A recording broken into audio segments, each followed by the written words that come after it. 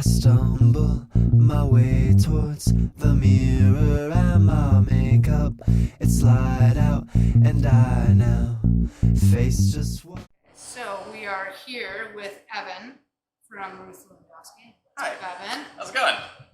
Can you tell me a little bit about how you got your start in winemaking, but also, you were about to go into the story. You've been processing fruit here since X and Utah and stuff. So, Sure. Yeah, how'd you get your start? The start. I mean, it's kind of like how a lot of people get a start in something. I think it's you have one sip of something and then there's this light bulb moment, and it was fully that for me. I was bussing tables at a restaurant in Salt Lake City during sort of the final days of my schooling there and at the University of Utah, and I became a server. I turned 21 and became a server there. You can answer that if you need Someone's to. mom's phone is ringing.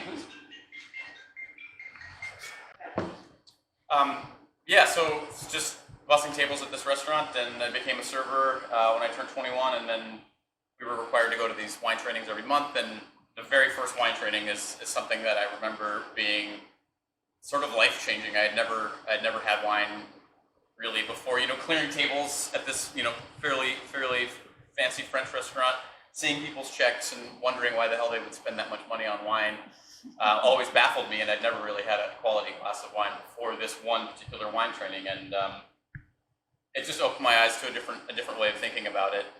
The Somm, she was incredible. She just related it to geology and society and history and all the things that I was super interested in. And then I just couldn't get enough of it. I wanted to know more. I wanted to taste more. I wanted to learn more and read more, and just sort of like sponged it all up. Knew I wanted to change my major immediately to something either agriculture-based or wine-based. But I was so close to being done with this particular degree. What were you going for? Exercise physiology. Okay. Yeah. With a focus on metabolism, which is kind of interesting. I kind of left that degree, or I got the degree and then left thinking I'd never think about metabolism or the Krebs cycle or mitochondria ever again. But lo and behold, I'm dealing with it every single day of my life, just on a single cellular level, thinking about how yeast metabolize and how bacteria metabolize. So they don't do it much differently than we do. Yeah, so that was kind of the start. And then I went back to school for viticulture in Washington State. And then after that, pursued apprenticeships and internships kind of all over the world. Instead of studying winemaking, I decided that academia wasn't the way to go. Close to the viticulture side of things, Yeah. I think I learned very quickly that they're just going to teach you a recipe that you're going to have to unlearn. And so then decided to learn from families and winemakers that have been doing it for generations. Came out here, started Ruth Lewandowski in 2012. Okay. And then what made you decide, I want to try this in Utah? I mean, you said you processed the fruit here the whole time. Right.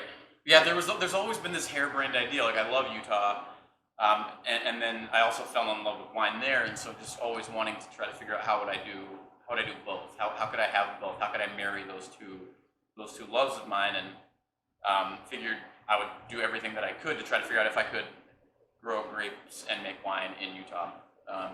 And still actively trying to figure that out.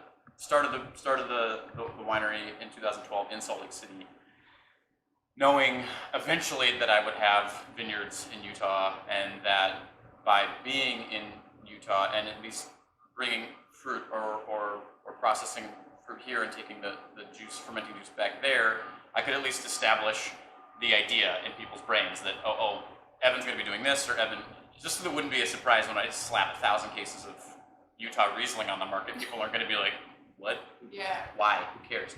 So that was kind of the idea, like sort of develop a little bit of interest in some distribution channels.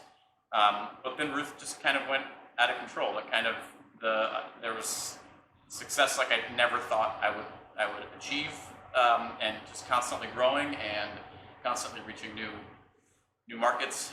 It just got to be too much there in my small space, and I knew I would have to either move wineries there, or I would have to really bite the bullet and look at logistics and look at, does this make sense anymore to bring 3,000 cases of wine back to Utah? Why don't I just make the California wine in California while still developing the Utah connection, still developing the Utah dream? Why don't I make it a little bit easier on myself and even just like the carbon footprint of it all. What do you love so much about Utah? Oh my God, it's everything. Well, it's not everything.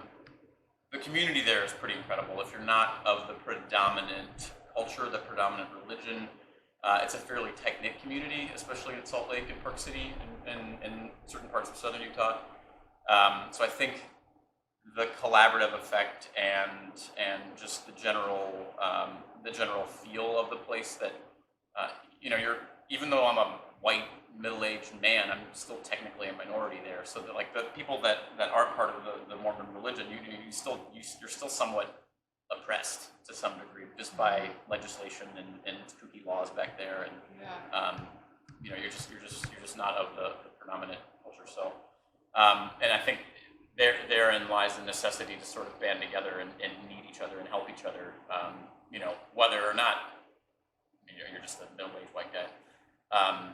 So I think that's really interesting. There's that undercurrent of togetherness, and then just outdoors. I ski, I mountain bike, hike, camp, and float. I miss Utah for sure. I know eventually I'll get back out there. In fact, I'm actually starting a potential consulting project there this spring for someone else's land that they want to plant grapes, like right next door to the place that I want to plant. So they heard about this stream. They're like, oh, why don't I do that? And then so basically I'll hopefully consult on them what to plant, how to farm it to some degree. He's already a super good farmer, a well-established farmer down there. And then just guarantee that I'll purchase that fruit. So Cool. How did you get hooked up with all the fruit sources that you currently have? Like, Fox Hill Vineyard, etc. Like, you have a handful of great vineyards. How did you get connected with those? Super lucky. And a lot of it, it's sort of, it's word of mouth. It's happenstance to some degree. Fox Hill is definitely happenstance. That's a vineyard that I came across in 2009. And so I basically just set out to find the most non-Zinfandel thing I could find, most obscure thing. I wanted something white and something weird, or at least off the beaten track, and just kind of poking around. I don't exactly know the connection I had, but found Fox Hill, and that vintage was 2009. Picked Arnace and Friulano and co-fermented them together and made. That was actually the first Malin. 2009. I started a website and got this side project going. I called it Malin Wines. Then that soon just sort of snowballed into working with all the other varieties that I work with there. Thursday. What is Tato? So Tato, it's an Italian word, loosely translated to a graceful touch, or directly translated to tact. Okay. But it's kind of the idea that, or like a gentle touch or a gentle inspiration. And I chose that word just because it's skin contact, so skin's in contact with juice, but very gently. So it's a very light skin contact. It's just for fermentation. There's no extended maceration involved, like with Killian the Cooches. Yeah.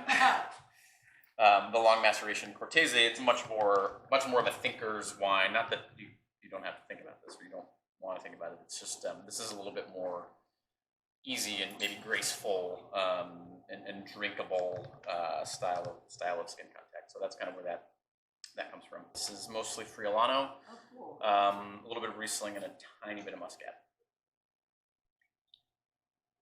But I don't list the varieties on the label, because I kind of want to reserve the right to put other things in there as well, and sort of developing more of an idea for a wine. It's not necessarily about any one particular variety. It'll always be a co-fermentation of more aromatic, spicy things. Gosh, it smells great. Thanks. Yeah, I'm super excited about it. So I made about 230 cases in 2019, so just as a trial, just to see what it would be like if I could do something fun and interesting, and I love it. The idea of legacy was pretty important, but to have my own first name on there, I didn't really care too much. So just decided to name it after my favorite book in the Bible. I grew up kind of shabby Catholic. Our parents they took us because I think their parents took them, and we were the last ones in, the first ones out of church every Sunday, and fought the whole way there and silent the whole way home. Typical. Moving forward in life, I fell into this really weird evangelical Christian phase where I was a youth group leader for years, and despite the fact that I would say I've graduated from a lot of that thought, I definitely don't believe the things that I used to believe. There are some really important, really strong themes throughout this particular religious text that I do still really resonate with, and I think Ruth sort of encapsulates all of those things for me. It's a book that's very much about the redemption of death, the redemption of tragedy, how the universe, it looks like chaos, and it technically is, but somehow things come around if you give them time. Death inevitably influences life in a beautiful way, or circumstances, really shitty circumstances, they all often have a way of turning out really positive if you have the right outlook, or if you give it enough time. It is this really cyclical nature, and I think that particular book, short as it is, it's just 4 chapters. I think it really portrays that really succinctly, and I love it. It's sexy, it's tragic, it's hope inspiring, all in one. It's scandalous. Old Testament. It's true. I've read it actually somewhat recently, and man, it's deep. So let's drink. Yeah, definitely. Oh, in the morning I stumble my way towards the mirror.